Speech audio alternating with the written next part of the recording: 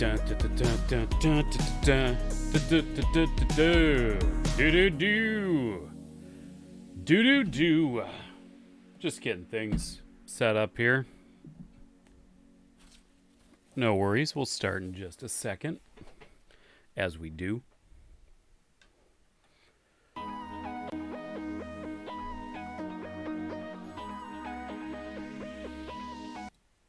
All right. Right? Everything operational? Looks like it. The cream will rise to the top. Oh, yeah. Oh, yeah. Everything looks like it's working. Does somebody... Oh, shoot. No, that's right. What's going on, gang? If you want to talk a little bit in the chat, just so I can see for a fact that the chat window is working on the in OBS.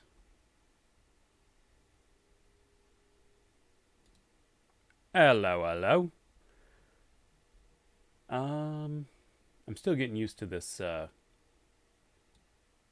this new OBS Studio interface.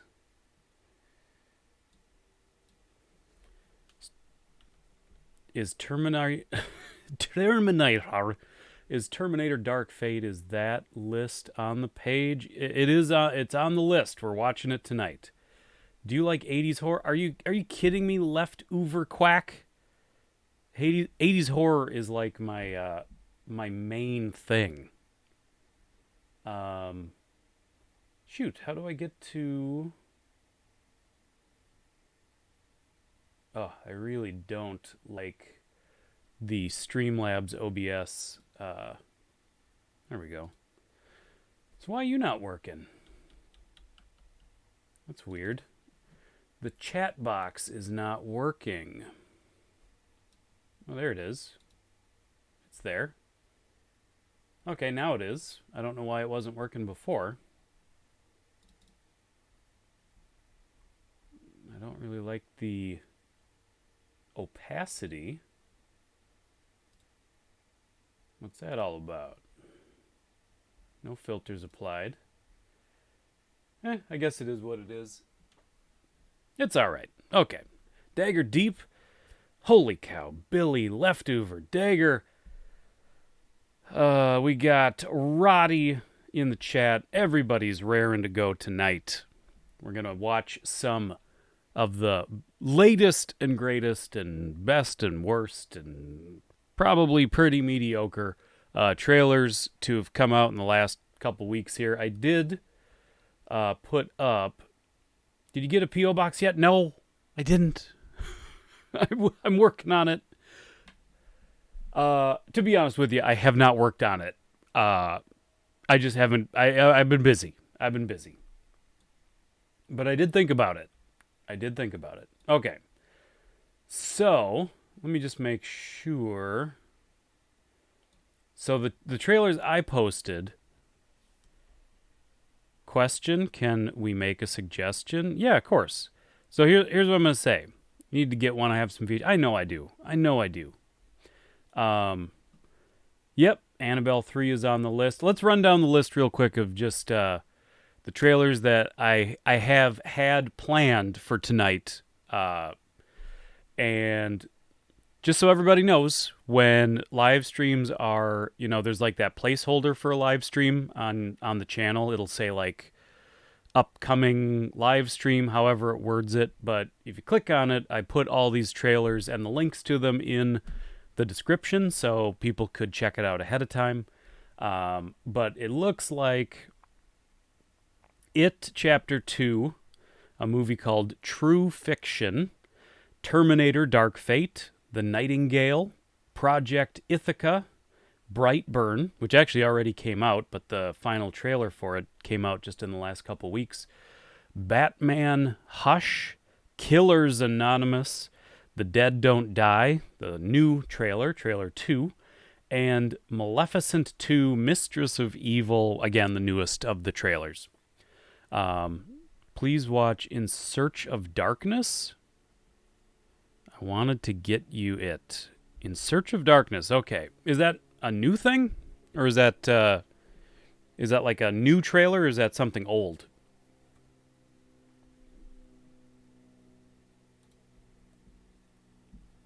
All right. We're just gonna run through a little bit. Oh, it's Indiegogo. Okay.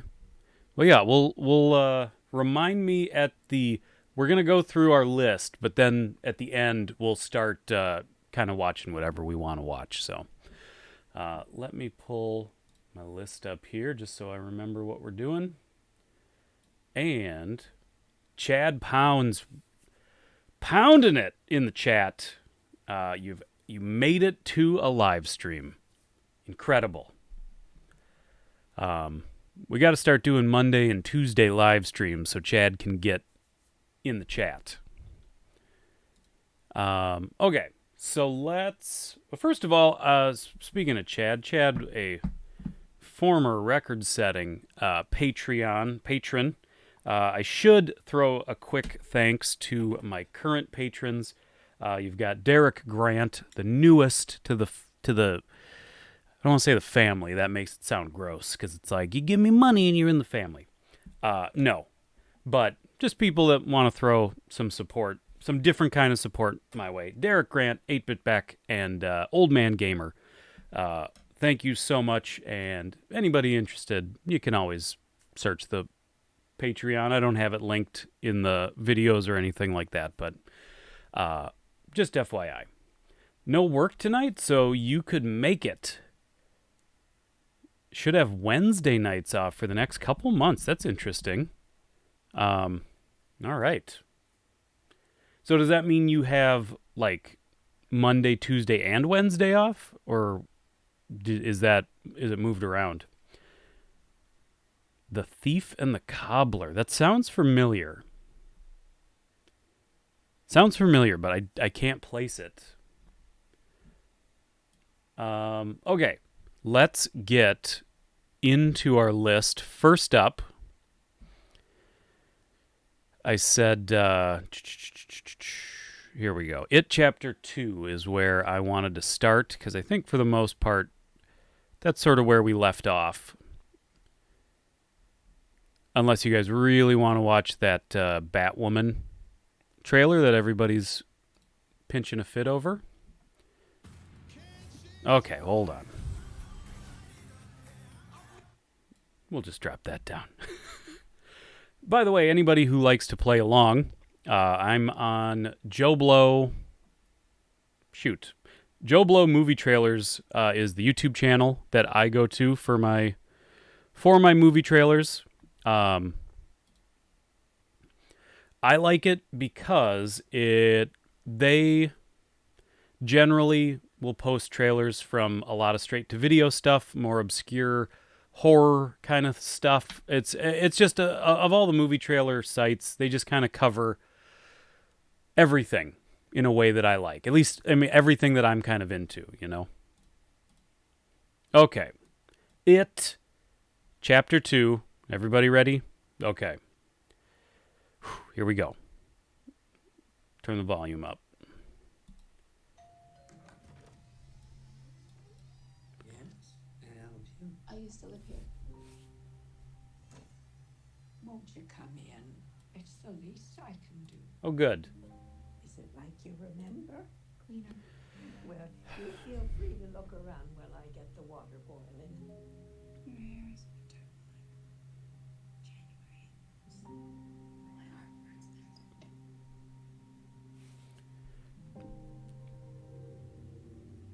there. Here we go.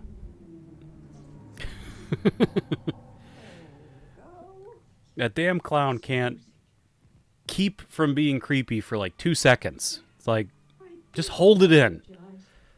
It gets so very hot here this time of year. It's fine. But you feel like you could just about die. But you know what they say about Derry? No one who dies here ever really dies.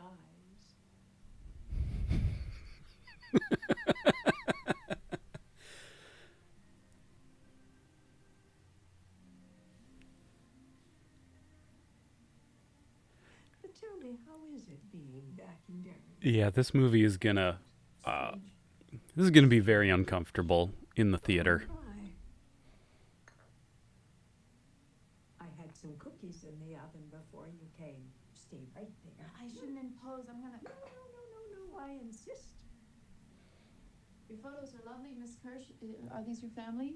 I found Turn the volume up on the trailer a little bit more. $14 in his pocket. I'm gonna get copyright claimed by one of these movie studios anyway. We might as well be able to actually listen to it.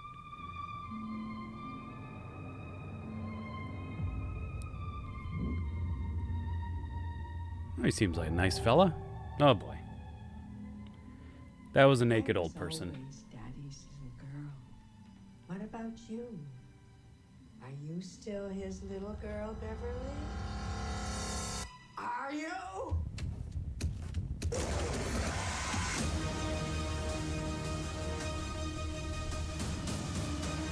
This meeting of the Losers Club has officially begun. We can do this, but we have to stick together.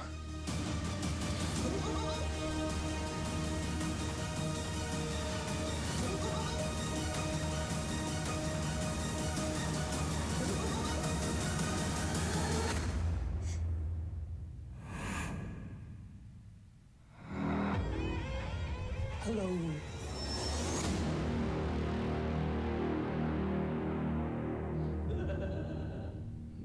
All right. Here's the thing. Yes. I mean, I it's used to live here. it's not an amazing trailer. I think the movie will be pretty great, but I can do. obviously it's Remember? Cleaner. Well, you feel free to look around. it's more of a teaser trailer, I guess, because Your I mean, hands. we get to see a lot of this scene, but My heart burns there. we're not really getting a whole lot as far as plot, as far as anybody else, all the other characters. I don't know. There you go. I think it'll be good. Now some music. I actually was, weirdly enough, I do apologize. sorry. Weirdly enough, I was kind of with the new It. Obviously, I was a fan of the old TV movie with Tim Curry. And obviously, yes, the movie itself doesn't really hold up over the years. Tim Curry is still awesome. But I was really more interested in the adult, like this chapter, the adult story versus the kids.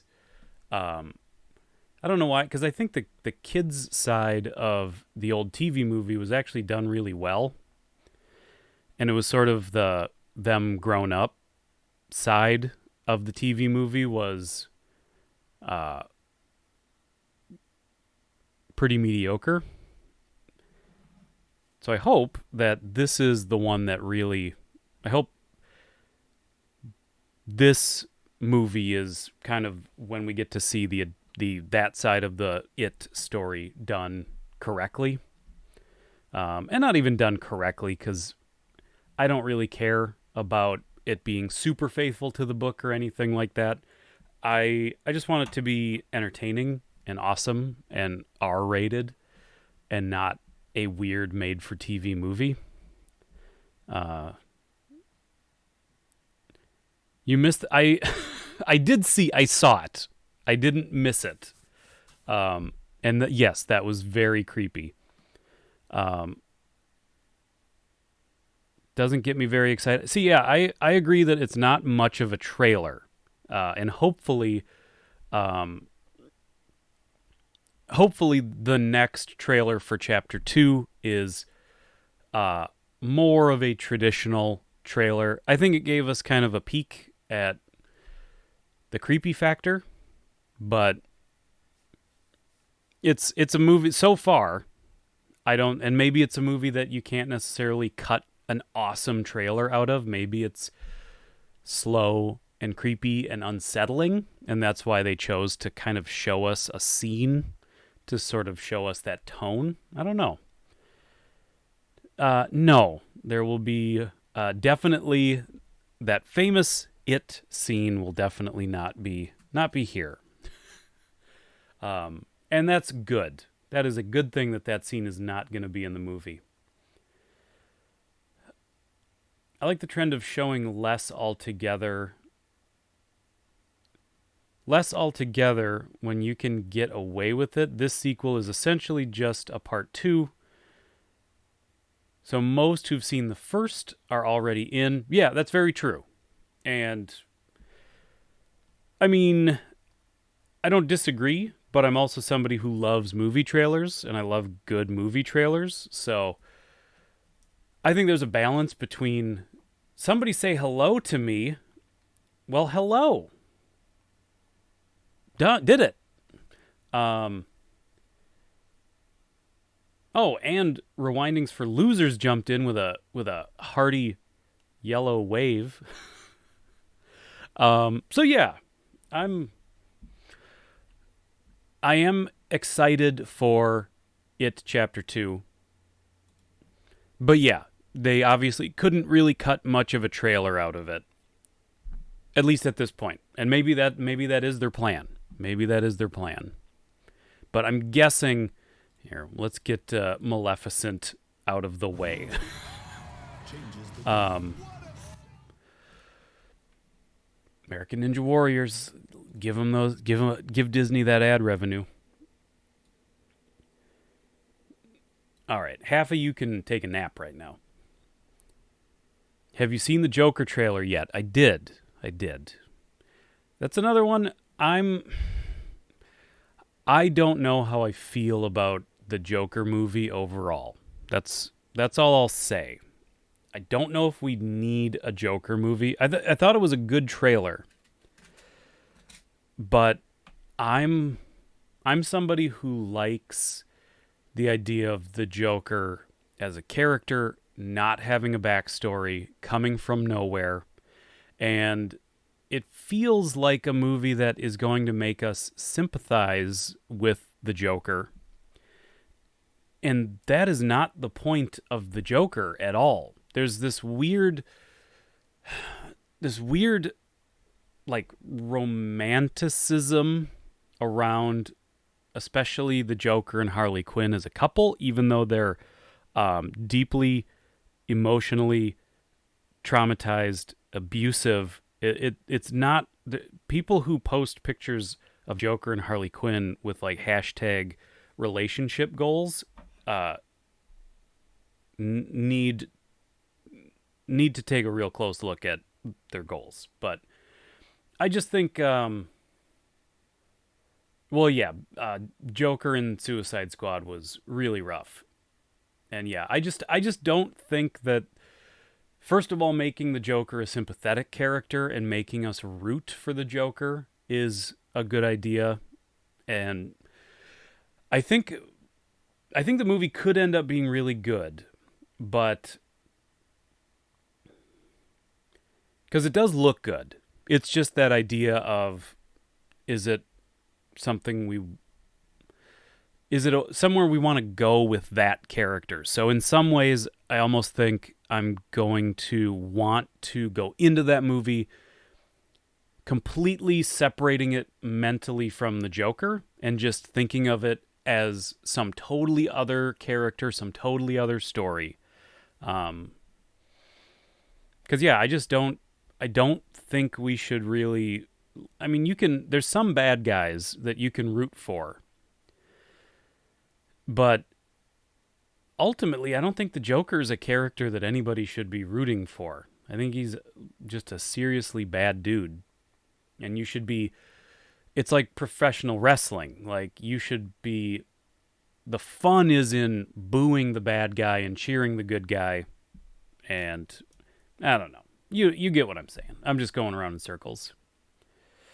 You don't think they're making him sympathetic? See, here's the thing, is that trailer, all it shows is him being sort of a meek failure of a guy, and he's getting picked on and abused, and he hits this point where he's had enough and he starts to fight back against the world. The trailer makes it look like they're going to make him a character who is being stepped on, and he rises up against this crappy world that's been pushing him down.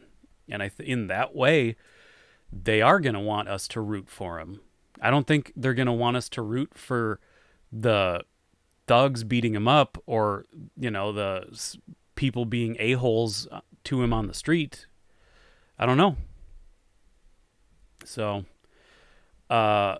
in The Killing Joke, didn't they kill his wife? Yeah, I believe so. I don't remember. I read The Killing Joke a long time ago.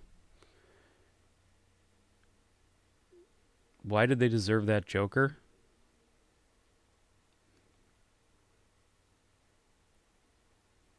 I got lost. The conversation blew by me here. Live action Sleeping Beauty is getting a sequel? Oh my God.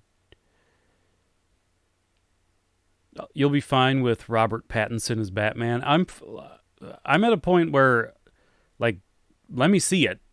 Like, maybe I won't like it, maybe I will. I remember really pretty much with all the Chris Nolan casting, every time they're like, Christian Bale as Batman, I went, oh, that's going to suck. And it was awesome. And they said Heath Ledger's Joker. I said, oh, that's going to suck. And it was awesome. They said Tom Hardy's Bane. I know it's not for everybody, but I really like Tom Hardy as Bane. I really liked Anne Hathaway as Catwoman. Sometimes you hear casting and you can't picture it. So Ben Affleck as Batman, another good example. Ben Affleck was a really good Batman. So I think we've had enough good Batmans and we've had enough terrible Batmans that at this point it's like, let's give it a shot. Put on the cowl. We'll see what you got. There isn't necessarily a dichotomy between sympathetic and rooting for, though. The director is describing it as a tragedy. So he's probably meant to be sympathetic. So his transgressions are. So it's. Here is exactly what this movie is. As far as we've seen, the new Joker movie is going to be the movie Falling Down. If you ever saw Falling Down with Michael Douglas, it's one of my favorites. It's a movie about a guy who's very much like this. He's a guy that's just getting... Everyday life is just stepping on his face all day, every day, and he finally snaps, and he finally has enough, and he starts rising up against all the everyday BS that we all deal with. And at first, the movie's like wants us to cheer for this guy when it's like there's the a-hole convenience store owner and he smashes up the guy's convenience store and but then he pays for his pop because, it's so expensive, and we're like, yeah, and he goes into the McDonald's and has they're a-holes to him, so he pulls out a gun and, the food never looks as good as it does on the menu, and at first we're rooting for him, and then as the movie goes on, he starts tipping into what that person would be in the real world, which is like a dangerous psycho. And the movie kind of makes you realize as it goes on that you should feel a little ashamed that you were rooting for this guy. Just a little bit. And maybe that's what the idea is with the Joker. Maybe by the end of the Joker movie, maybe at first we'll be, cheering him on, and by the end he will become a character that we are sort of ashamed that we were rooting for in the first place. Maybe that's the idea. Chad is still rooting for him. Yeah. We stopped serving breakfast at 11. Oh, really? Joel Schumacher directed Falling Down. I didn't know that. Killing Joke animated movie was... I watched some of it, if I remember right. Yes. Okay. Maleficent 2. Mistress of Evil. Let's do this. Oh, God, I'm motion sick.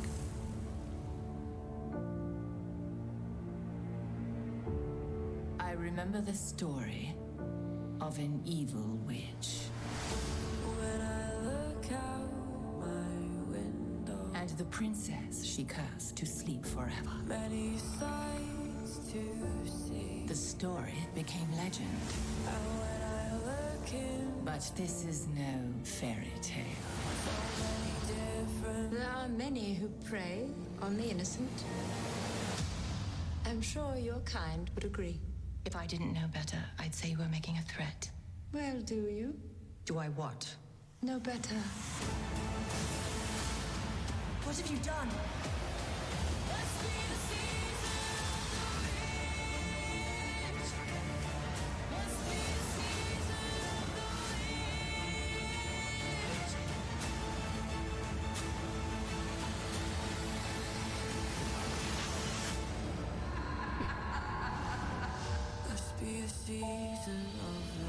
So, what is that all about?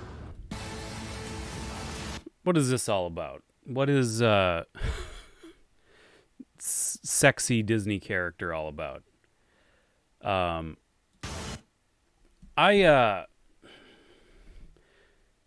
Here's the thing. This really gives me and not in a good way. This gives me the Oz the Great and Powerful flashbacks a little bit. I just, you know that this, yes, I do. I do know that this is a sequel. Because it's called Maleficent 2. I just can't get excited about any of these Disney movies. They all look exactly the same. This probably will be a perfectly acceptable movie. Perfectly fine. I have nothing against Angelina Jolie as an actress. But all these movies just look exactly the same.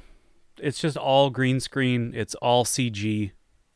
It's that thing where it's like, it's such a visual spectacle, but it's so generic and bland. I don't know. Didn't see the first one. I'm not surprised that you didn't see the first one. I think you got better movies to watch. Like, I don't know. Invaders from Mars by Toby Hooper. I mean, obviously that's a much better movie than this is. You don't think she's evil enough? Wasn't that kind of the point? Was that she sort of gets the reality of these movies is that she sort of gets a bad rap in the Sleeping Beauty story. Have you seen? No, I did not see Aladdin 2019. And I very likely never will.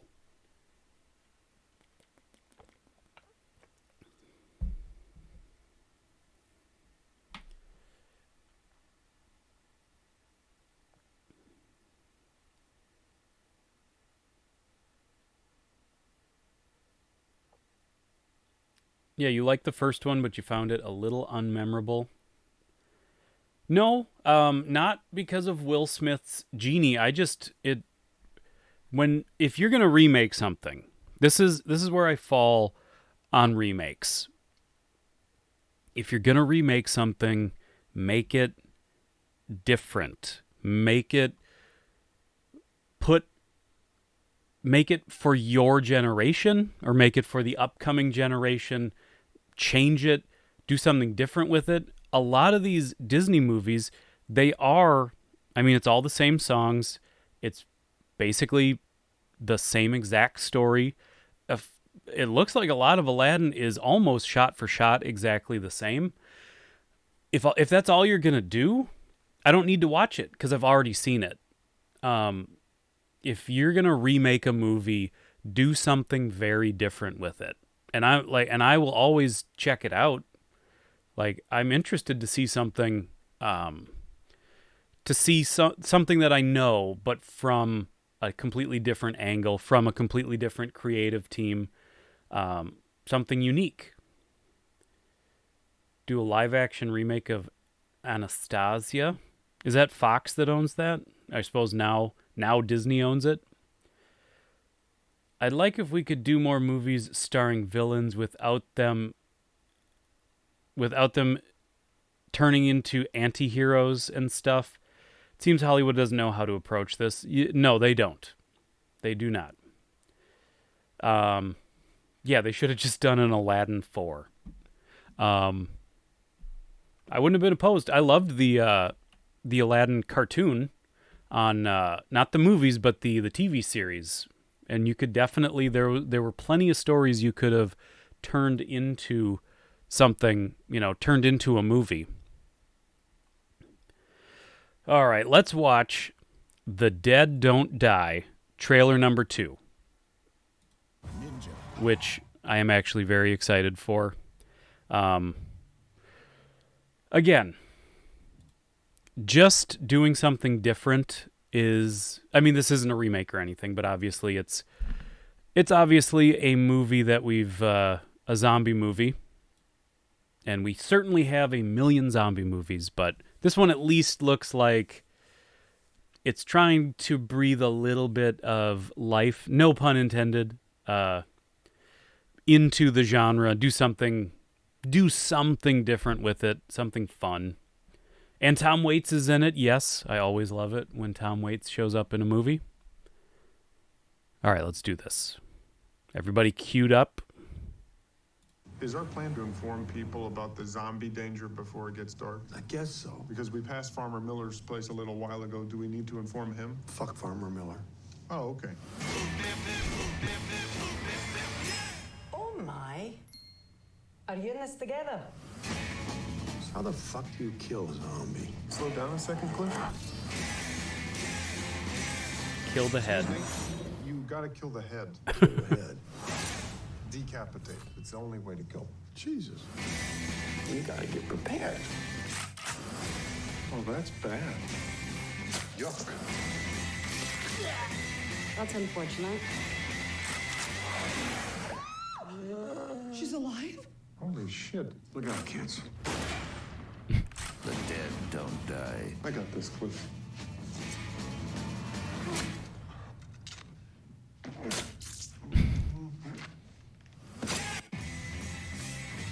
So it kind of looks like, I think this is just repeating.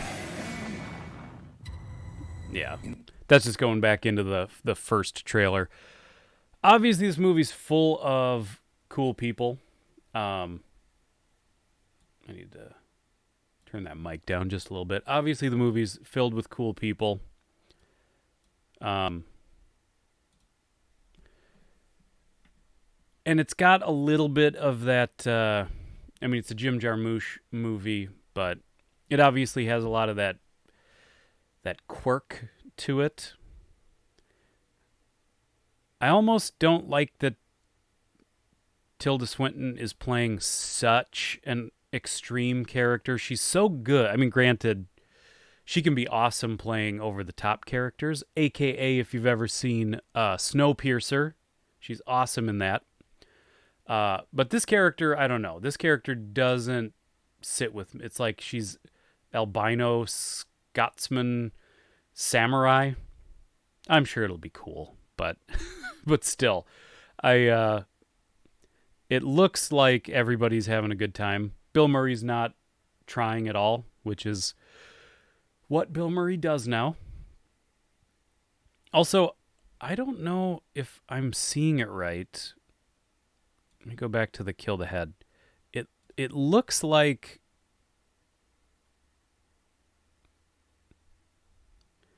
I think the heads turn to dust when they chop them? Because I noticed too, it looks like that head just turns to dust, and then when he's hacking her neck, it's like there's dust coming out. Very weird. She was good in Doctor Strange. Yeah, there's another. I mean, that was not a wacky, over-the-top character. The zombie apocalypse won't happen in real life? Probably not. It's very unlikely. Also, here's the thing about the zombie apocalypse. If it were to happen in real life, if zombies started walking and eating human flesh, human bodies deteriorate pretty fast. And when they're moving and when they're outside, they deteriorate even faster. So the truth is zombies would become a non-threat after probably maybe a week of rotting. They really wouldn't be able to do anything. I mean, so the reality, if you really want to nitpick the reality of it, it's not really something. It's something that I think would be much more containable than most of us kind of think of. Zombie comedies are done quite a lot. They are. And yet it's very rare they work. Yeah. I don't disagree. I think the real key to a movie like this is just going to be, are the characters fun? It's not going to really be about the zombies. It's going to be about the characters. And that's what it's going to rest on. And I don't know. Some of these characters look like I will have a lot of fun kind of being with them on the journey. Return of the Living Dead, Shaun of the Dead are the only two great ones. I would put Return of the Living Dead Part 2 on that list as well. I think Part 2 it's much more of a full-on comedy than Return of the Living Dead. Return of the Living Dead Part 2 has a lot of very funny jokes, and they're overt jokes, whereas I think Return of the Living Dead, a lot of the humor was situational, and it was sort of in the performances. There wasn't much for like straight up humor in Return. It was Part 2 that was really funny. Could be early effects, and it's going to change to red for blood. Well, that could be too. That could be very, and the heads just turning to dust might be just for the trailers so that they could get away with having them approved for general audiences. That's a good point. They could be magic zombies. We can never rule out. That's a movie I want to see. I want to see a movie that's a zombie apocalypse movie, but it's mixed with some magic elements. Instead of it always being biological and like, it's about zombies. Like, we should start getting a little goofier with them and have a zombie apocalypse in a world that has like a hint of magic to it. Harry Potter, but with zombies. I would love to see a Harry Potter zombie apocalypse movie. Juan de los Muertos. I think the only people that will like it will be Jim Jarmusch fans. It's possible. Return of the Living Dead Part 3 has its moments for sure. Part 2 is great. Rip James Karen. Amen to that. God, he was good. Poltergeist. I mean, he was in everything. He was in Revenge of the Nerds Part 4. Nerds in Love. That guy was everywhere. Rave to the Grave. I didn't see any of the Return of the Living Deads after number 3. And I think I'm probably better off for it. The VHS artwork for Part 2 is one of my faves. I think it is iconic for sure. I do love it. So Game of Thrones, then fantasy zombie. Yeah, kinda. That's sort of what I'm imagining. I don't want it to be a full like Dungeons and Dragons world though. I want it to be a modern world, but a magical modern world.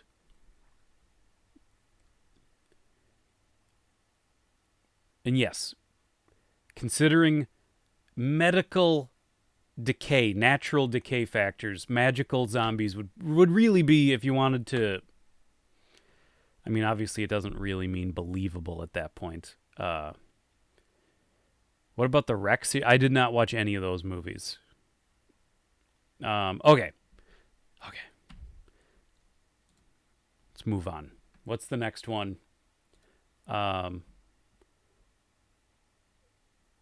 Just want to make sure I'm hitting my list. Killers Anonymous was the next one that I picked.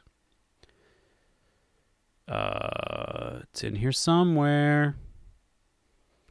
Well, here, I said we were going to watch Batman Hush, so let's do that one.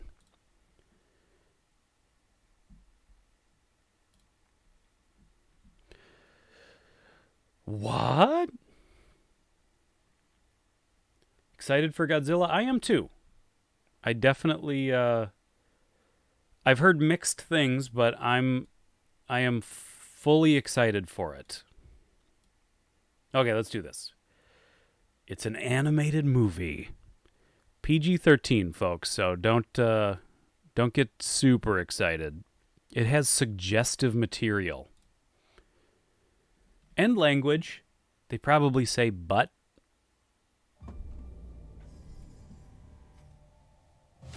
Oh, wait, sorry. Get that full screen.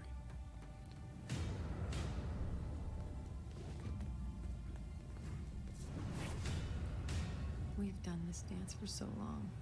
Like the view? It's the only thing you'll catch tonight. See, they did they didn't say butt, but they made a butt joke. I have one too.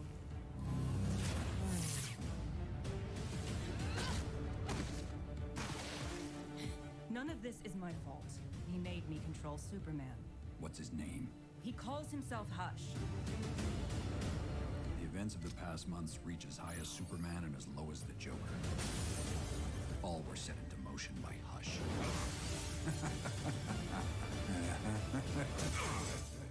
Is it too much to ask for one quiet weekend?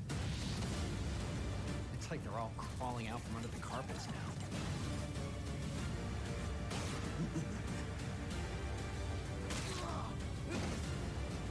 Hush knows me. He's been one step ahead of me the whole time. Tick-tock, trail's going cold. Is that George? This just gets better and better. Is that George Clooney as Batman?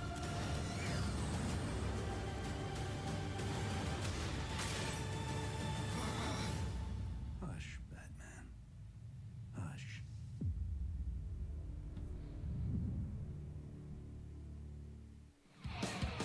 That's Like the view. Didn't that sound like George Clooney? It's the only thing It's Jason O'Mara. you'll catch tonight. Is Batman your new boy toy? I have one too.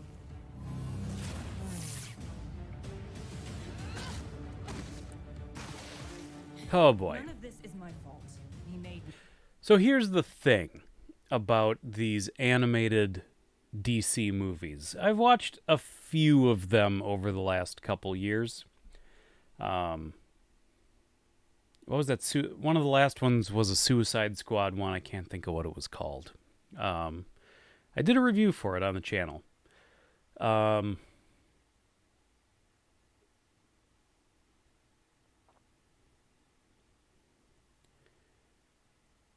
Oh, by the way, Roddy Rentals is a magical zombie. Your backstory is you mysteriously died with the VHS format and then was resurrected with it when it made the current cult comeback. So you're sort of like, that's why you're like a rotted out zombie, because it's like VHS isn't really back, but it sort of has this cult following. So you're sort of like you're back, but you're still withered. I get it. Yeah, DC's been doing a lot of these direct to animated movies. So far, I try. I really try with these. I've been told by people whose opinions I respect that there's like, oh, this one's good, you know, this one or that one, and I give them a try. And I have never watched one that was any good. There's cool ideas. I mean, mostly that's probably because they are frequently based on graphic novels, obviously, in the case of this one. Hate these direct-to-video animated movies.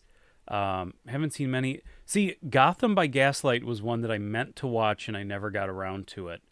That Suicide Squad one, Hell to Pay, I think that's what it was called. You always fall asleep when you try to watch a DC animated movie. That's the problem. They are so boring. Like, their pacing is atrocious. That every one that I've watched, I've been bored to tears by. There's usually cool story elements. You know, visually they're perfectly fine, but yeah, boring is the word. Not Grease. Grease is not the word in this case. All right, let's watch True Fiction. Whoa, get ready. Okay, we're gonna do this. They make good. Well, those DC movies, those DC animated movies, they are made to make a good trailer out of. So they put just enough work into them. They have just enough as far as like solid, visually striking animation, cool scenes, sexy Catwoman. They get just enough of those, like the little edgy jokes and like some gunplay, some hand-to-hand combat. They get just, an explosion or two. They have just enough of those things to make a cool trailer out of, and then that's it. That's all that's in the movie. One question, Hudson Hawk or Last Action Hero? Easy, Last Action Hero. That's not even a question. Although Hudson Hawk is a solid movie, it does not hold a candle to Last Action Hero. That's just me. Okay, True Fiction, 2019 horror movie.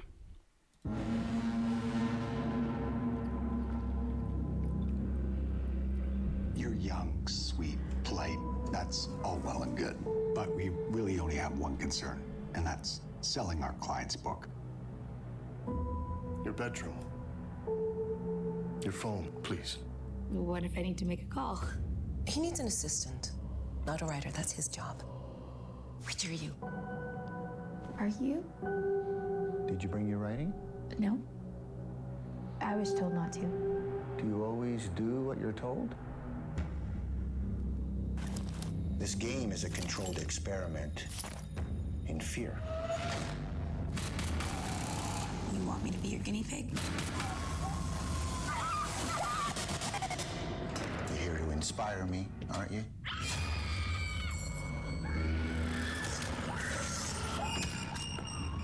There's not an exit I haven't sealed. Nowhere that you can hide. And I will find you.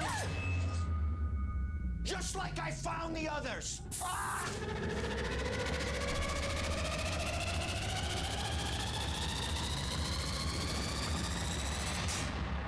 We've got some really good stuff here.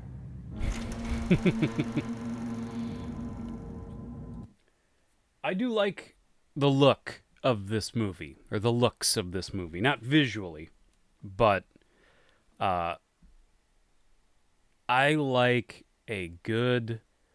I mean, this is a case where I almost wish I could go into this movie kind of not knowing where it was gonna go, but at the same time, how do you market that? Was that Christian Slater? No, I don't think so. No.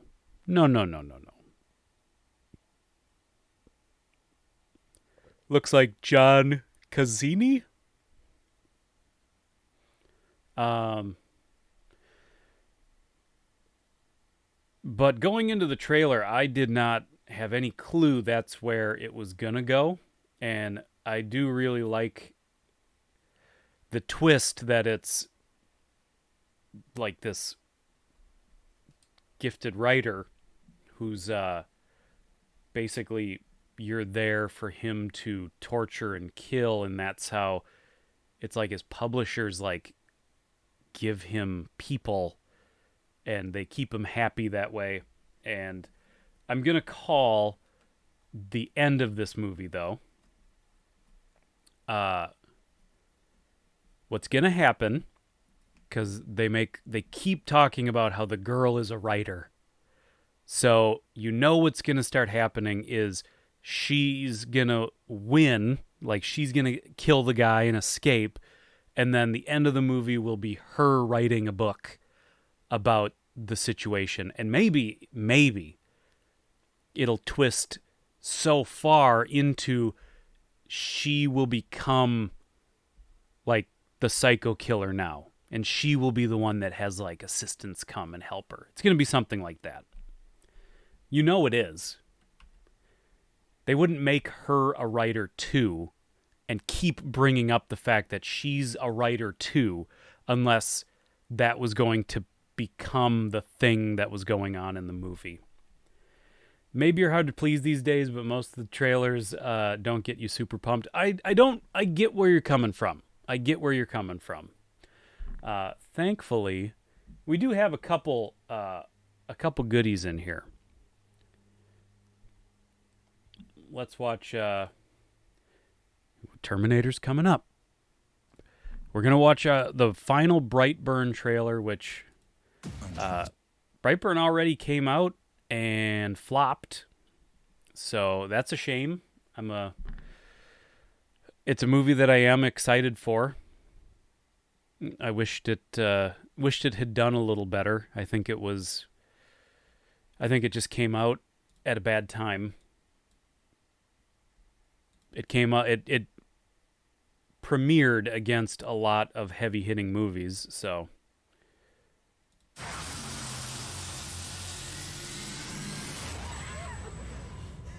Whatever you Brightburn. I know there is good in you. Request for backup! Immediate help! It's the female Barney Fife. Well, I thought I'd take Thelma Lou over to Mount Pilot for a picture show. No. I do like that part. Nope.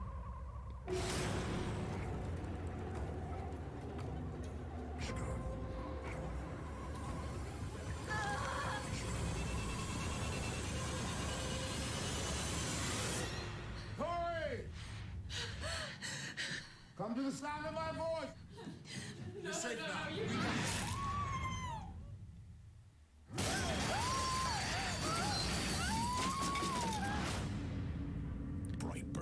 Brightburn. I wanted you good, Mom. I do. Rated R starts Thursday night. Rated R. I think that movie looks cool. I get it's probably not everybody's cup of tea, but I think it looks cool.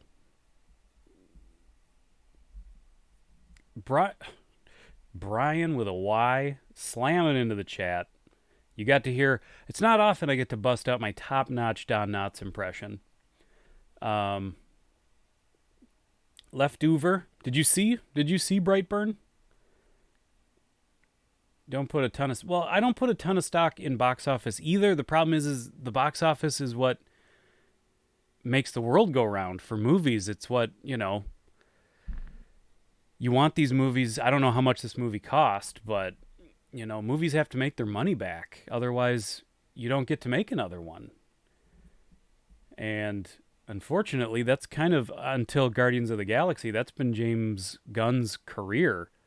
I don't think Slither did particularly well in the box office. Super did not do well at the box office. I don't even think got a wide theatrical release in the end. Why is he evil? I think that's the idea. Is just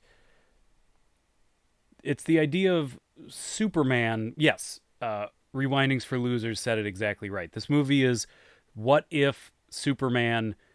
What if the power that Superman had twisted him into a villain?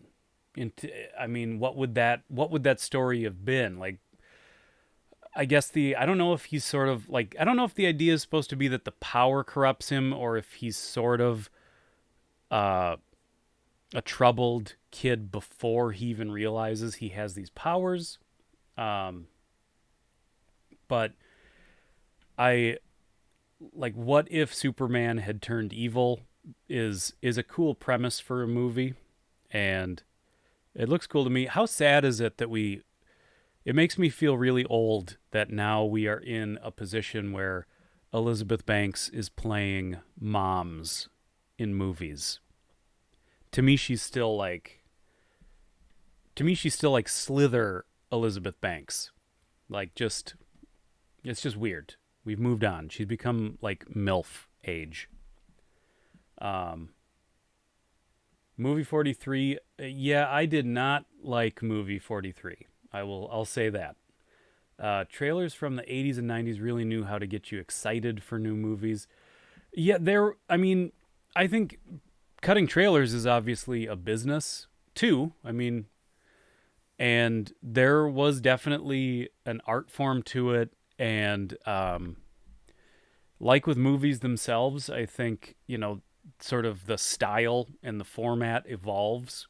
But I do agree. I always loved, especially 80s trailers, I think, really heavily, and 70s trailers too. But they really relied on, like, the voice, like the movie guy voice. It was always like, they pushed him too far. And, I like trailers like that are sort of a little curated, almost like a carnival barker. There's an element to it of sort of getting you excited for it. Where am I at? Did you read the Red Sun comic series? It's what if Superman had crashed in the Soviet... Oh, I've heard of it. I haven't read it. In a world, he was an everyday man.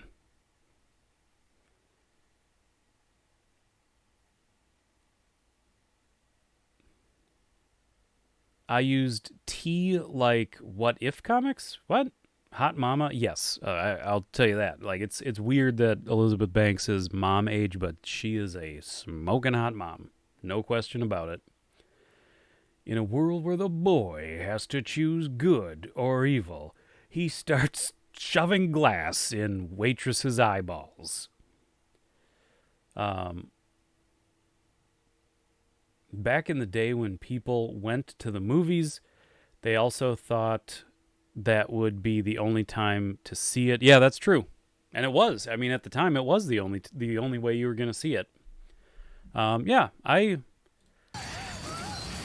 excited for Brightburn. Apparently now, to be fair, I very rarely go to the movie theater anymore, so I was always just gonna see it on Blu-ray or DVD anyway, but it's kind of like, oh, it's too bad it didn't do well. What else we got on here? Oh, The Nightingale. Oh, boy. This was not what I expected it to be. I'll say that. We get it. What If was a series that explored weird ideas with superheroes. I had a What If comic called What If the Marvel Bullpen Became the Fantastic Four. And it was It was Stan Lee and Jack Kirby. I can't remember who else, but as the Fantastic Four. That was a really fun comic book. Okay. So I was ready for this trailer to be something a little more fun, but then I saw rated R, strong, violent, and disturbing content, including rape, language throughout, and brief sexuality. So at least maybe in the movie they kind of get that. They don't dwell on that part too much. Okay.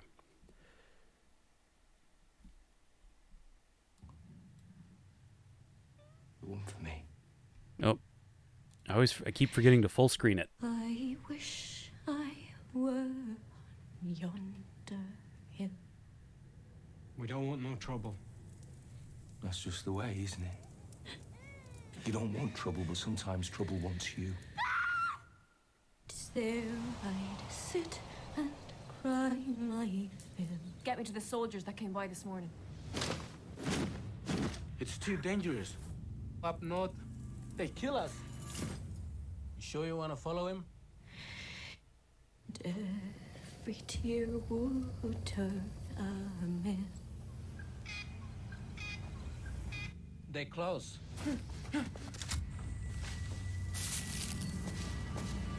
What are you doing? I don't want no trouble.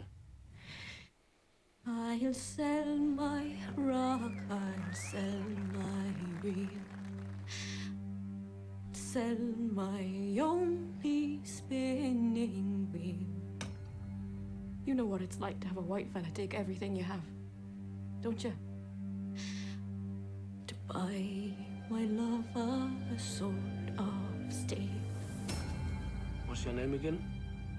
Claire. I'm not your boy. I'm Mangana, the blackbird. I wish in vain. You white ones go fast, fast, fast. Get nowhere. I go slow. I wish I had my love again.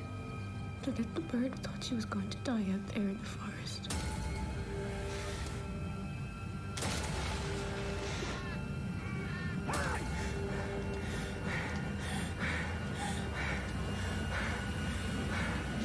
Suddenly, she was free.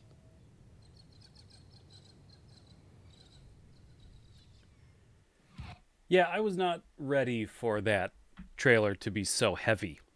I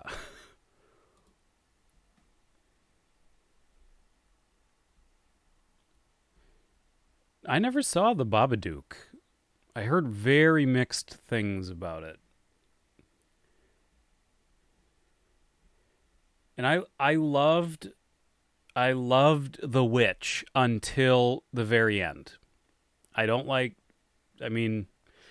Spoiler alert, generally speaking, but I thought the tone of The Witch was so good, and I was so invested. But I liked the ambiguous, the idea that, is there really a witch, or are these people going crazy? I liked the idea of not knowing, but the ending, and there's a little part at the beginning that really set in stone what exactly is going on, and I would have The Witch would be like an all-time great movie for me if it hadn't told us exactly what was happening. I just wish it had left it. I wish they had left us wondering exactly what had happened. That's all. How's this for a what if? I'd like to see a flick where Bruce Wayne is both Batman and the Joker, two personalities from his mind fracturing from the trauma of violently losing his parents. I would be up for that. I mean, it'd be hard for them to, like, fist fight each other. It'd be kind of like Fight Club, where Ed Norton is just punching himself in the face in a parking lot. Not a fan of the Babadook. See, I think you're one of the people who told me they didn't like it.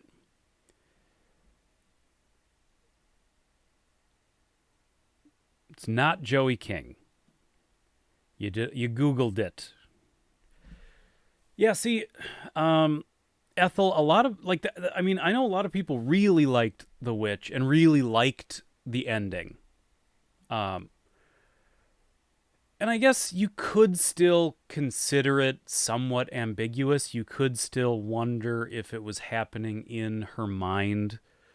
I don't know. I would have liked it to. I loved when she went to the barn and started talking to Black Peter, and we heard him talk back, but we didn't see him. Not at first. Eventually you do. I would have loved it if before they showed him, if they just showed her going to the barn and asking him a question and like one response, like yes. So like one thing, and then that's where it ended. It would have blown, like I would be singing that movie's praises all day long. I always lose my place in the chat. Spoilers for the twist in Fight Club. Sorry guys, I just spoiled Fight Club.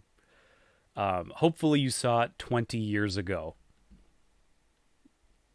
You haven't seen The Witch, but I nevertheless agree with your sentiment. Watch it for Anna Taylor-Joy. Yes. And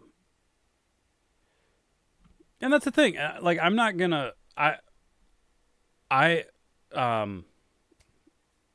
I'm not telling anybody to not like The Witch. It was just, for me, I went in kind of wanting something, and I felt like it was setting up. It was setting up something that paid off differently than I was expecting, and for me it was unexpected in kind of a negative way. I don't know how to describe it. I don't. A lot of people I totally understand. Like, for a lot of people, that's an A+ movie, and for me, it's like 98% of that movie is an A+ movie, and then it just did a couple things that for my personal tastes, wish it hadn't. But the vast majority of that movie is really incredible. That is without a doubt. I did not see Glass. Have you ever seen Thoroughbreds? No, I haven't. I just watched a deep fake video where they replaced Brad Pitt's face with Ed Norton's when they interact after the reveal they're the same person. It was trippy. Yeah, I don't want to watch that. That sounds like a fever dream.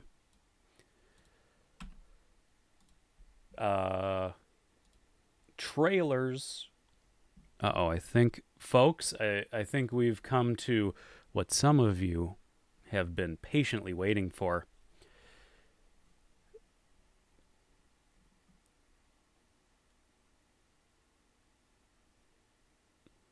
Glass is a sequel, both on. I do know what Glass is. Wait, Fight Club came out 20 years ago? Well, I don't know. Probably. I mean, I always say 20 years ago for anything. But here, I'll look it up. Think you're so smart? I don't know. Came out in 1999. Well. Look who can remember how long ago a movie came out. It's tough to... Yeah. It has been a long time. I remember when that movie came out, I had no interest in seeing it. The trailers made it look really stupid. It made it look like a macho, like what you would think of a movie called Fight Club. It looked like a movie where, like, sweaty dudes punching each other. Like, I don't know. Like, it didn't look like anything. And then a buddy of mine went and saw it and said, no, you have to see it. This movie's crazy. And sure enough, it was crazy. And it was really good. Yeah, it looked like a blood sport flick, but with Brad Pitt. And that was something that did not appeal to me at the time. Did you like David Fincher's Dragon Tattoo remake? I didn't watch him. Kind of want to go watch Fight Club now. That would be, yeah, it's been a while. It's been a long time since I've watched Fight Club. All right. We're going to do it, gang. Buckle in. We're going to watch Terminator Dark Fate trailer. I'm already upset that they called it Dark Fate. I feel like they missed a perfect opportunity to call it Terminator No Fate. But whatever. Bread poot. Bread poot? Okay, we're doing this. Everybody shut up. Quiet down. Settle. Okay.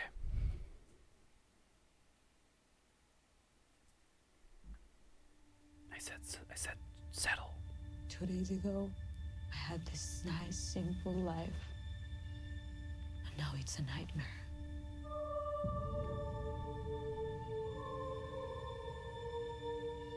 If travel is searching and home has been found, I'm not stopping.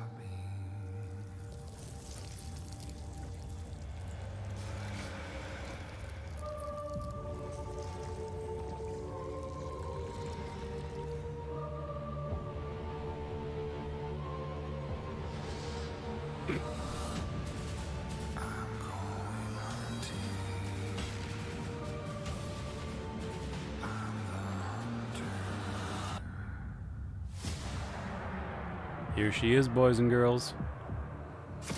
Hell yeah.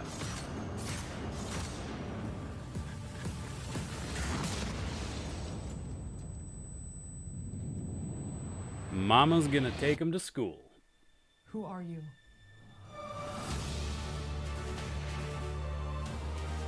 My name is Sarah Connor. Never seen one like you before. Almost human.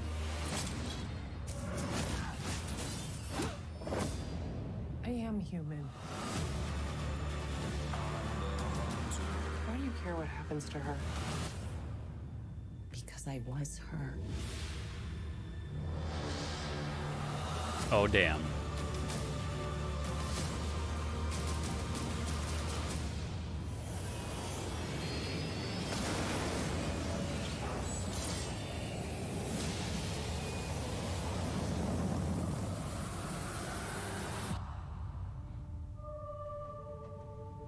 How do we win? We win by keeping you alive.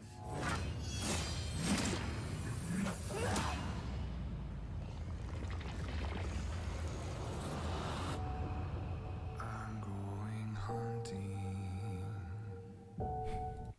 I'm going hunting. Okay.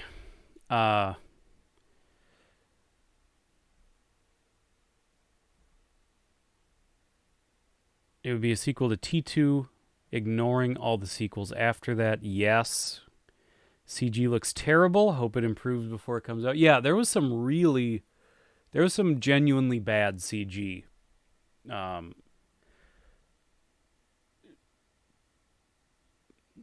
She was in Blade Runner 2049. Yeah, here's the thing. Still want to show you In Search of Dark. We're getting there. Hold on. I'll get you one. Send it to you once you get a P.O. box. Awesome. Here's the thing. Terminator Genesis. Well, first of all, I will say it is the problem. The biggest problem with the Terminator franchise is no matter how good these movies are, it is really irritating that we keep time traveling, we keep stopping Judgment Day or defeating the machines, and then They just send another person back. Like, the whole point was, like, in the original movie, it was supposed to have taken, like, all of their resources of the machines to send one Terminator back in time. And then it was like, it took all the resources of the human resistance to send one human back. It was supposed to be a really hard thing to do. And now it's just something that keeps happening over and over and over again. But it does sound like this, for the most part, ignores every movie except 1 and 2. I don't know. I don't know if you could keep any of the others kind of in canon. But in any case, I do agree, Ethel. Terminator 3 is underrated. There's a lot to like about that movie. It does not hold a candle to the first two, but there is a lot to like.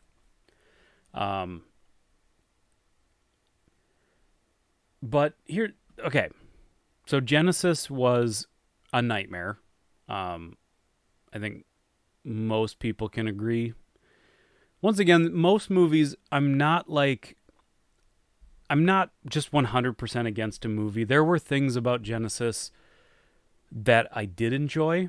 I did enjoy getting to see sort of the future world where we're fighting the machines. We got to see more of that. I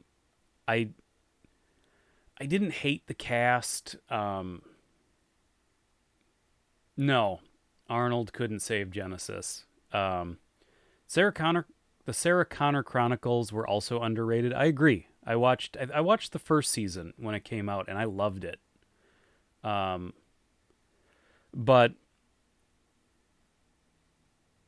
I think we can all agree, wherever you stand on most of the Terminator movies, Dark Fate looks a lot better than Genesis. Although the trailers for Genesis looked just fine. I'll be interested to see where this movie goes. I do like the idea of the Terminator. So in Terminator 3, it was the Terminatrix. But it was like the endoskeleton with the liquid metal on top of the endoskeleton. And it basically looks like that's what this new Terminator is, but it has the ability to separate and basically become two Terminators when it wants to be. I think that's a cool idea.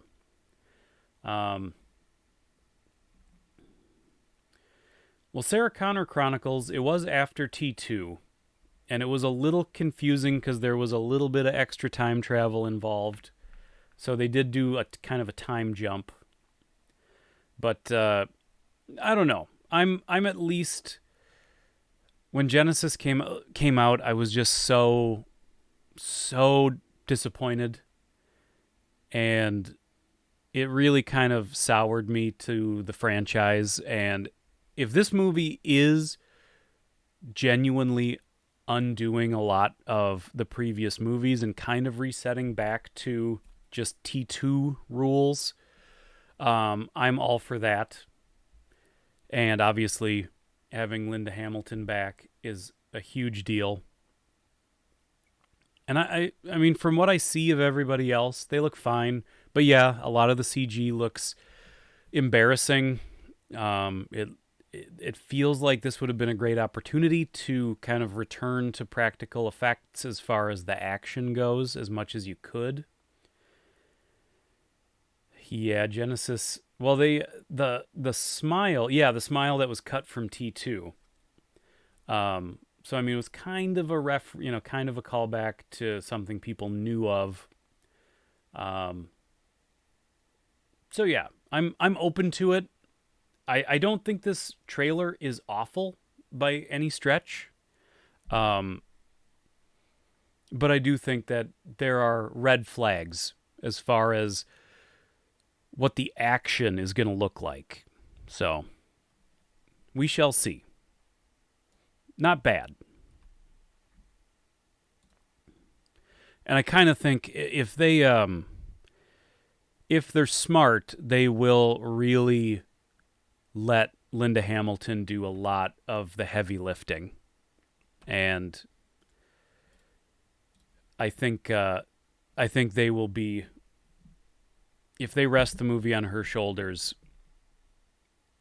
I don't think you can really go wrong. I'm excited. I'm really genuinely excited to have Linda Hamilton back as Sarah Connor.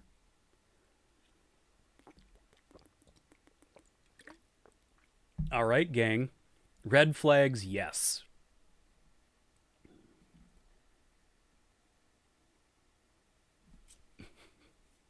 But they've got your ticket nevertheless.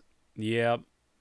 I don't know. I mean, again, it takes a lot to get me to go to a movie theater nowadays. I'm just sort of so unhappy with most of the theater going experience.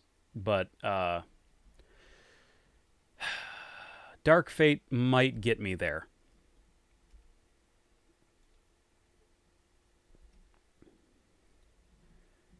Who would win, Godzilla or 10 Terminators? Godzilla. Godzilla would instantly win that fight. Because, I mean, Godzilla goes up against like a full military on a fairly regular basis, and he just creams them. Okay. We're going to watch Annabelle. Is it Conjuring 3? It says Annabelle Comes Home. Trailer number 2, The Conjuring 3. So is this like... There's an airplane taking off in the middle of the night. So is this is this literally an Annabelle sequel or a Conjuring sequel? I don't know, but we're gonna watch it. Okay. I mean, it's technically both, but have they said like this is an Annabelle movie or a Conjuring movie? I'm just curious. I mean, obviously it will fit into both categories. Okay, let's do this. What's this? You folks need to turn around. Pretty bad accident up ahead. Anything we can do? You a doctor or something? Or something.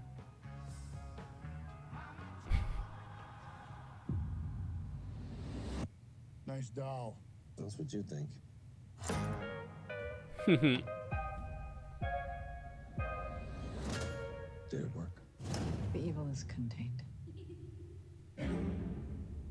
How could you not tell me you're babysitting for the Warrens tonight? Mwah. And we'll be back early tomorrow morning. Have fun. Don't your parents keep any creepy stuff around? We keep it all locked away in a room. It's not good for anyone to go in there. My dad says that everything in there is either haunted, cursed, or used in some ritualistic practice. What's that? The ferryman. They put coins in over the eyes of the dead so he could take their souls. What about the doll that's in there? Annabelle, she's in a case for a reason.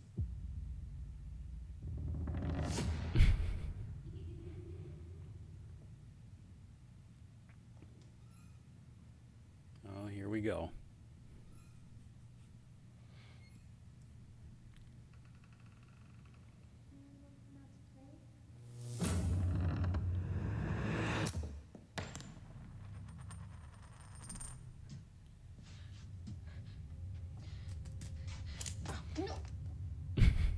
Classic flashlight going out.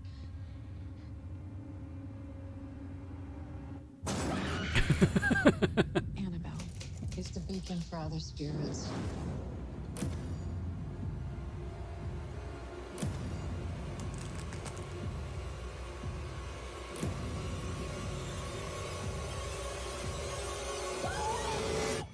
Mrs. Moore? Mom, is everything okay? Something is happening inside your house, and we're not really sure what to do.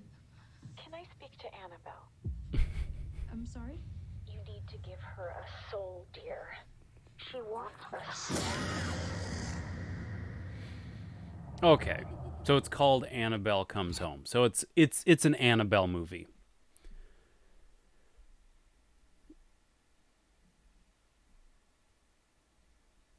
Roll that beautiful bean footage. You thought The Conjuring 2 was so bad. I don't know that what anybody liked about it. I didn't see that one. I saw the first Conjuring, and I liked that one. What do you think of the new Child's Play remake? Yay or nay? I'm going to go nay. I'm going to go a big nay.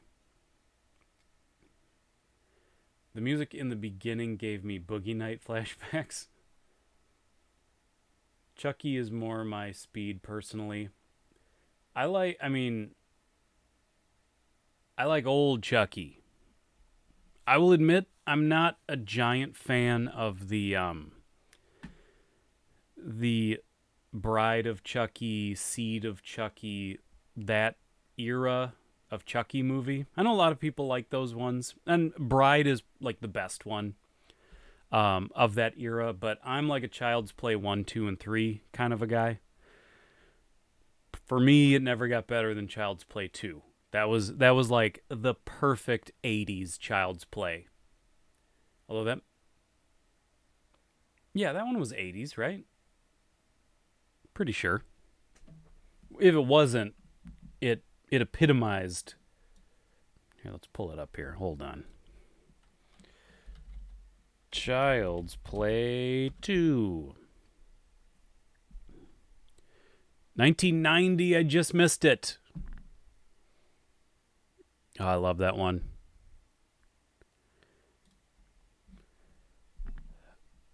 Curse and Cult really brought it back, in my opinion. I liked Cult. I didn't watch Curse, and obviously I probably should have. But I did watch Cult of Chucky, and I did like it a lot more than I expected to. It's still not like what it's still not what I want in a Chucky movie, in a Child's Play movie, but there was a lot of connective tissue to the old movies, to the Bride of Chucky era as well. I think Cult of Chucky did do a good job, and it actually set up a really interesting, and I won't spoil it because that's a pretty new movie, but it's where it was going at the end, I thought was pretty interesting. You only saw Child's Play 1. I would recommend at least giving Child's Play 2 a shot. It's a little wackier, not wacky, but it's just a little more in your face with some special effects and some gore. Child's Play 1 was a really like subtle horror movie until kind of the end. But I love 2. 1, 2, and 3 are my movies. Yep, Dagger Deep says that Child's Play 1, 2, and 3 is all you need to see.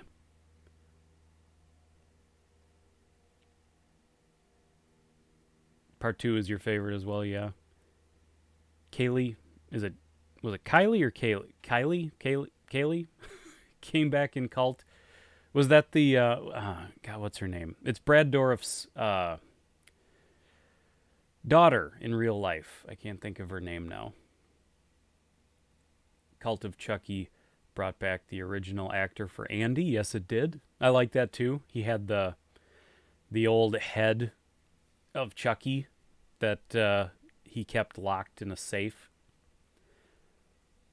Regarding the remake, it doesn't look great to me, but then they cast Mark Hamill as Chucky. I don't think it makes up for it.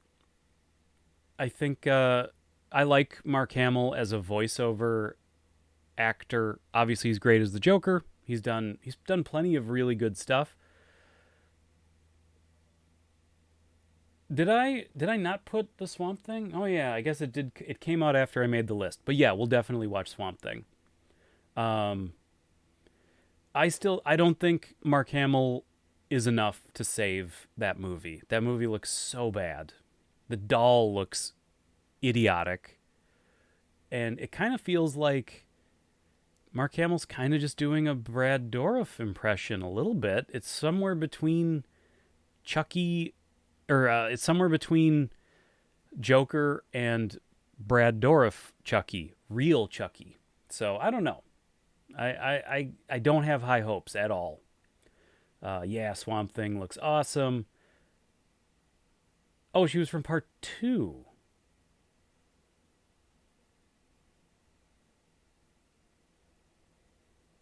Who was she in part? Was she the I'm terrible with names. Was she the babysitter or the like the sort of big sister character? I can't remember. Used to read Man-Thing comics, which that was the Marvel knockoff of Swamp Thing. Biggest criticism: Aubrey Plaza playing any character who isn't specifically intended to be emotionally stunted is just bad casting. Yeah, I haven't watched her in anything other than Parks and Rec, so she's definitely got that role down. So I don't mind seeing her in other stuff. We'll see.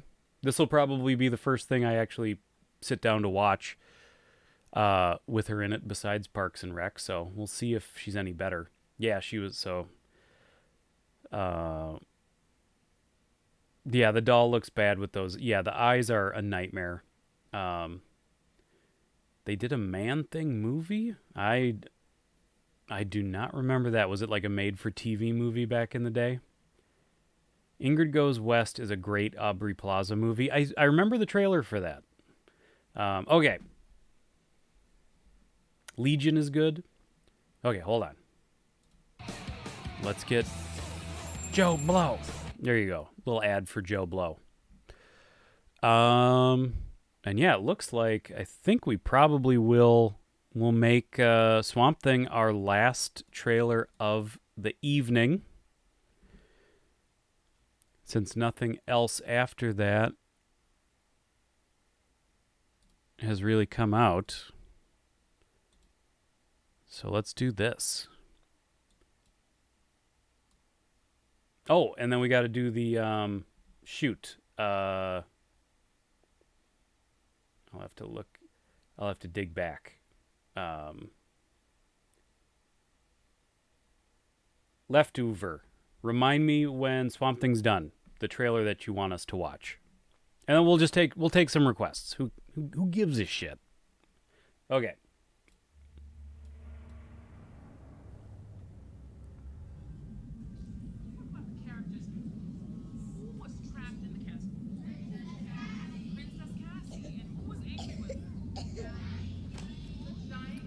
Oh, that girl's got cooties.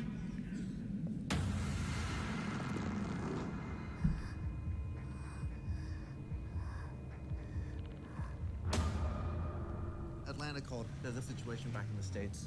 Where? You're kidding. How long has it been since you were home? A while. We don't know what this is yet. The hospital is on it 24/7, and the CDC. My name is Dr. Abby Arcane. My team is here to find the source of this disease.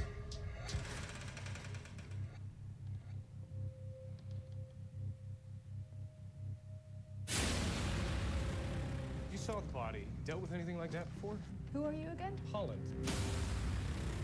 Alec Holland was investigating illegal dumping on the swamp. Hello? Dr. Jason Woodrow. CDC's in town. There's no way that my accelerant is responsible. There's this poison coming off the swamp. You should be dead! There's been a shift in the balance of the light and the dark. Something's out there.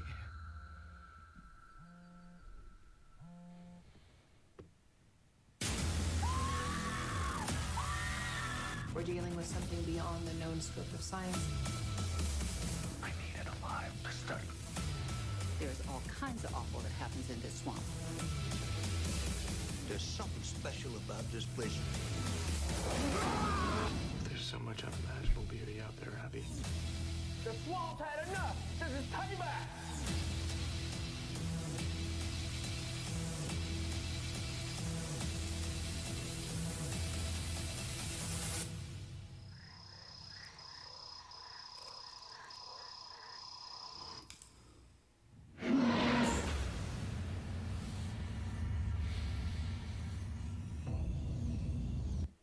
So here's the thing. This looks awesome. This looks legitimately awesome. But I am a Swamp Thing fan. Specifically, I collect the Saga of Swamp Thing era of comic books. It was mid to late 60s era Swamp Thing. And yeah, of course, the old Wes Craven Swamp Thing movie's a ton of fun.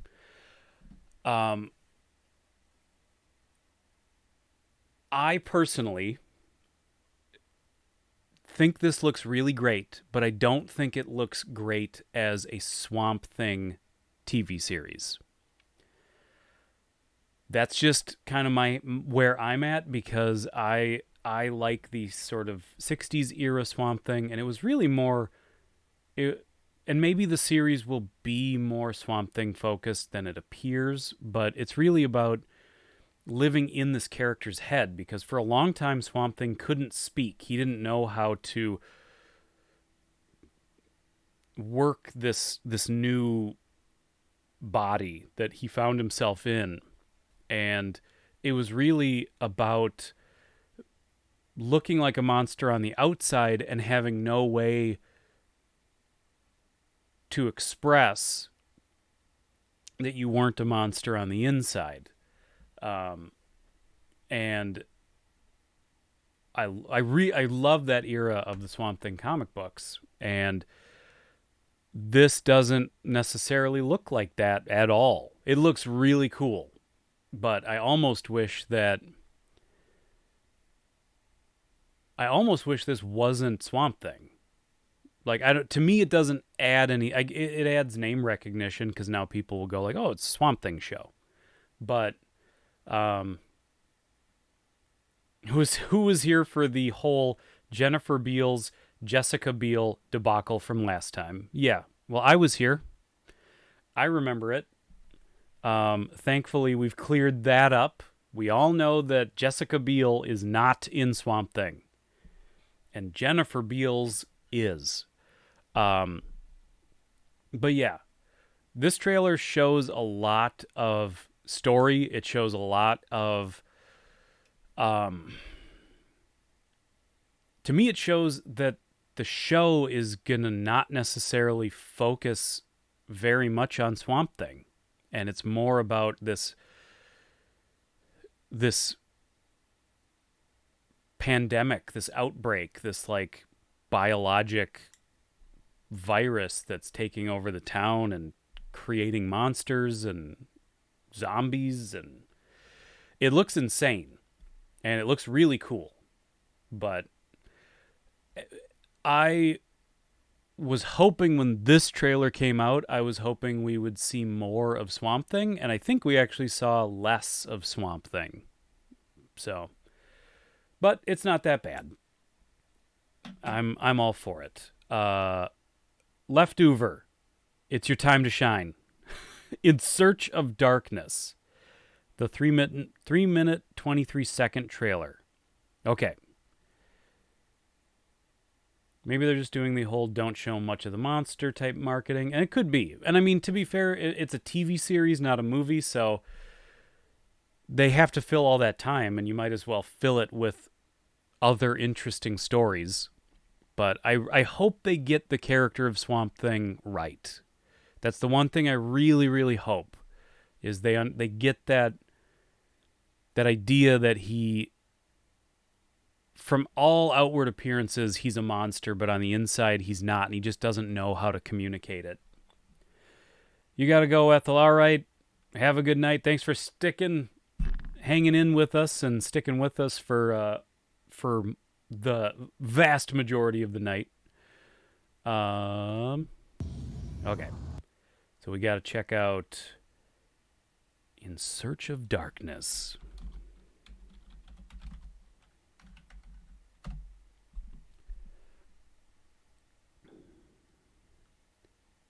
Three-minute, 23-second. Okay. Okay, we're doing it, the folks. Hi,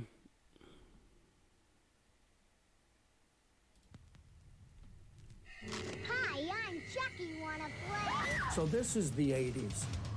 It was a free-for-all for concepts. When your guard is down, that.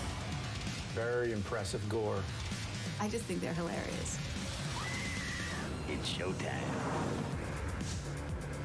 80s horror was honest. Most horrifying things that I'd ever seen. Terrific. It felt like a simpler time. Good and evil, right and wrong. It's pushing back against a lot of what's happening in the 80s at the time. Things that people really are afraid to talk about. Reaganomics, AIDS crisis. Boundaries were being broken. It was taboo. Groovy. Sex and nudity on screen, and it's just as much of a hook as the violence was. That resonates on a biological level with every human being. It got into your head. I'd like sit friends down and be like, you gotta see this. Horror has given a lot of women great roles to play. Hell yeah. Equal opportunity ass kicking is what I'm all for. Kincaid represented the minorities all over the world, and he was a hero. Everything's ironic, everything's funny. You get to have the fun of the danger without the real danger. Tension, chase, kill. It's just our survival. That element of the unknown. That sense of mortal fear is what the quintessence of horror is about. We got special work to do here, you and me. It's unrelenting. The blood in the gore. Horror films are excessive. They're purging. Everybody was trying to outdo each other. Oh, they got a Deadly Friend reference in there? Hell yeah. I will take practical effects any day over CGI. I wanted to be the guy in the monster suit. The makeup artist became one of the stars of the movie. Monsters, vampires. Cavalcade of werewolves. I thought I was Silver making Bullet. the only werewolf film. It was really disturbing and Joe phenomenal. Dante. Damn, they talk to everybody. Every single person on this earth has a little bit of darkness in them. I want to have extreme feelings. I want to laugh loud, and I want to worry, and then I want to cry. And it's all about the emotion.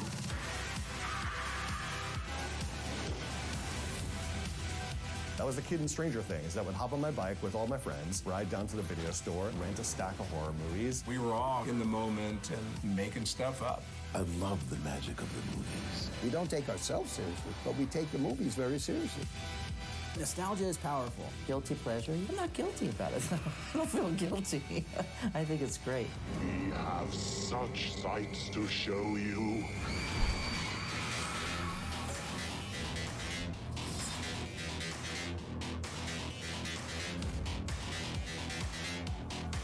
Dang. Yeah, that looks pretty awesome. Yeah, same here. That is my whole childhood right there. I mean, granted, I worked in a lot of kids' movies too. I was that weird kid that was renting Return of the Living Dead and The Last Unicorn, like, at the same time. But yeah, that looks awesome. I think it's weird that they talked to James Rolfe. It's like all these people from 80s horror and then like a guy that's essentially just a fan of 80s horror. Like he's a well-known fan of 80s horror, but yeah, that's funny. But yeah, that looks great. That looks super awesome. Thank you for bringing that to our attention. Does anybody have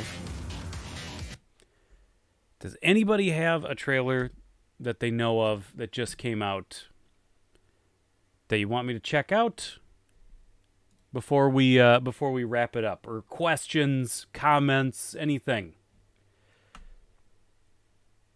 If you're going to talk to a big YouTuber, it might as well. Well, yeah, but I mean, why even bother talking to a big YouTuber for that documentary? Why not just talk to the people that lived 80s horror, you know?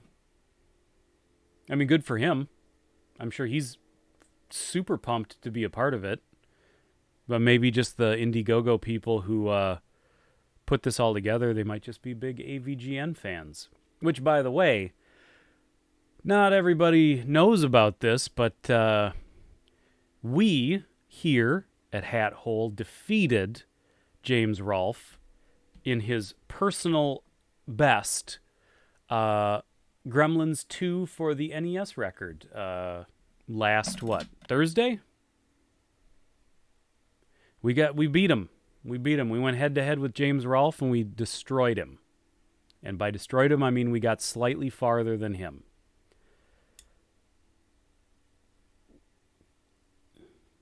Yeah, I suppose putting him in there would at least help get some younger people excited about it.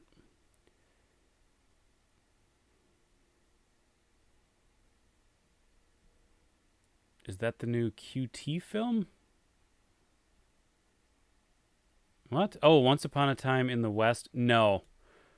I don't support Quentin Tarantino, so we're not going to watch Once Upon a Time in Hollywood, or whatever it was called. And I went on a long ramble about that I don't like Quentin Tarantino as a person, and that I don't want to support him in his career anymore. What did he do wrong? I think he is, well, he's just a grade A asshole, for one. Would you want a sequel to Phenomena? Like Phenomenon starring John Travolta?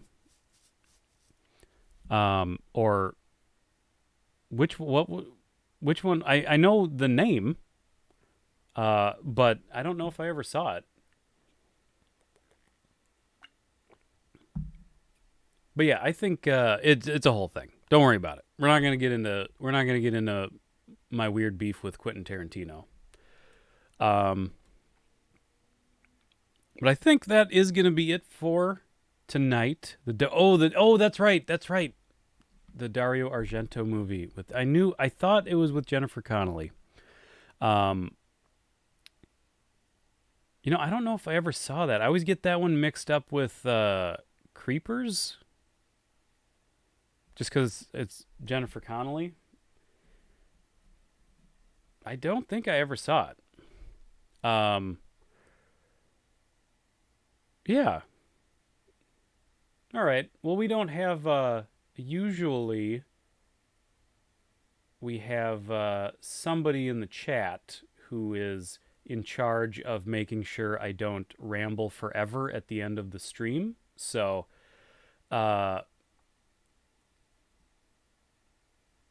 it was alternately called Creepers. Okay. Well, then I own it. It's on the wall. It's right there, right in the middle. And apparently some people claim that it's public domain, so if that is true, I have not looked into it, but if that is true, we might be watching that on a public domain movie night sometime on the channel. Speaking of things coming up on the channel, for anybody who doesn't know, Sunday mornings are a time where we get together and we play old video games. I don't know what we're going to be playing this Sunday morning, but we'll figure that out. Wednesday nights are generally reserved for those of us in the witching hour to talk about old movies in the heyday of VHS. So next Wednesday night, we're going to be doing our thrifting vlog, which I really liked it last time, where I have my video edited together and we're live streaming, and I basically play the video, like the vlog, for you, and then we come back and we talk about it live, and I show off stuff that I picked up that I didn't get to film. It was a lot of fun. I liked it a lot last time, so I think we're gonna do it. We're gonna keep doing it that way. So that's up. That's next Wednesday, week from today. After that, it's going to be... Oh, that's what I haven't told you guys yet. After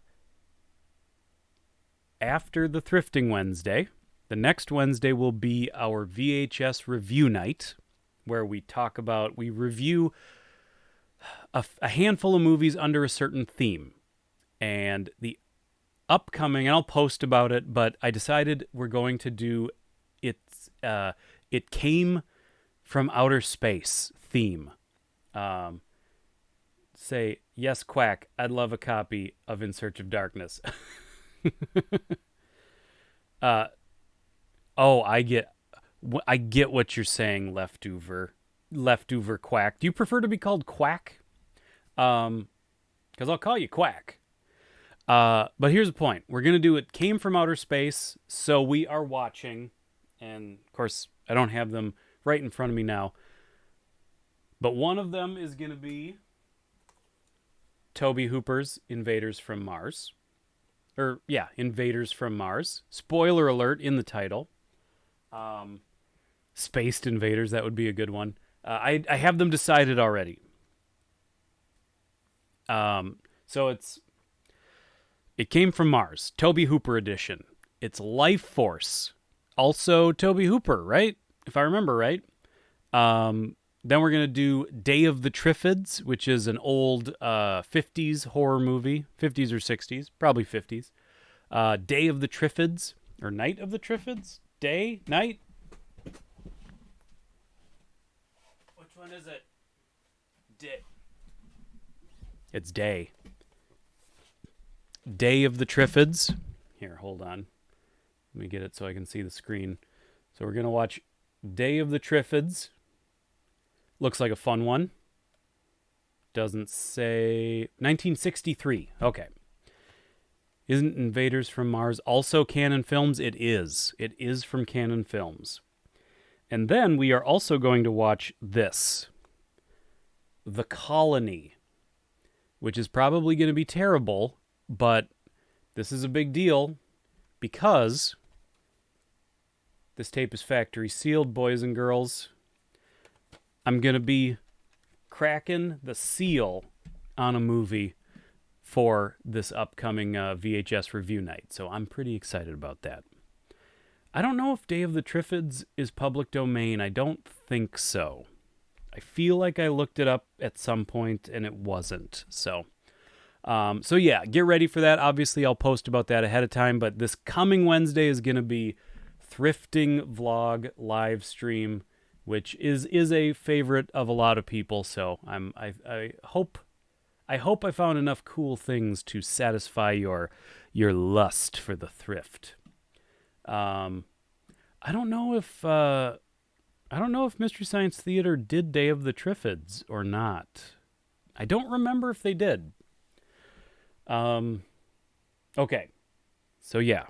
So that's what's coming up. Obviously, subscribe to the channel if you haven't. I haven't heard any dingy dingies going on, so I don't know if anybody's subscribed tonight. Probably lost a bunch of subscribers. But yeah, because I always post ahead of time, let people know what's coming. Try to let people, for some of this stuff, get prepared. If you want to get in and talk about these movies, maybe you want to refresh yourself ahead of time. Fun show, Mr. Q will be here next week. Hell yeah. Well, yeah, you guys all sub. You're all the good ones here. The cream will rise to the top. Oh yeah. That was just me testing it. I don't know if it works. Ever since I set up the Streamlabs OBS, I haven't had one subscriber click in. So I don't know if it actually is going through or not. But to be fair, maybe just nobody has subscribed. It's very possible. Okay. I think that's going to be it. Thanks, everybody, for hanging out all night. I will catch all you cool cats on the flip side. Bye-bye.